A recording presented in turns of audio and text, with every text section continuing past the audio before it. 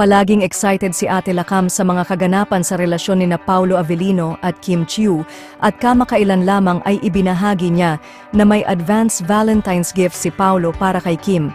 Hindi maikakaila na masaya si Ate sa blossoming romance ng dalawa na talaga namang inaabangan ng kanilang mga tagahanga. Marami rin ang nakakapansin kung gaano ka-supportive si Paulo kay Kim. Kilala si Paulo sa kanyang kabaitan, hindi lamang sa kasalukuyan nilang proyekto kundi kahit noong hindi pa sila magkasama sa trabaho.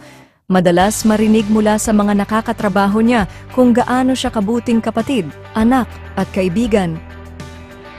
Gayunpaman, hindi maiiwasan ang pagkakaroon ng bashers, lalo na't may anak si Paulo mula sa kanyang pagkabinata. Sa kabila nito, nananatiling positibo si Paulo at patuloy na pinapakita ang kanyang dedikasyon sa trabaho at sa mga mahal niya sa buhay. Pinahahalagahan ng kanyang mga taga-suporta ang pagiging responsable niyang ama, na lalong nagpapakita ng kanyang kabuuang pagkatao. Habang papalapit ang Valentine's Day, marami ang nag-aabang kung ano pa ang mga susunod na sorpresa ni Paulo para kay Kim. Isang bagay ang malinaw, ang pagmamahalan ng dalawa ay nagbibigay kilig hindi lamang kay Ate Lakam, kundi pati na rin sa kanilang mga tagahanga.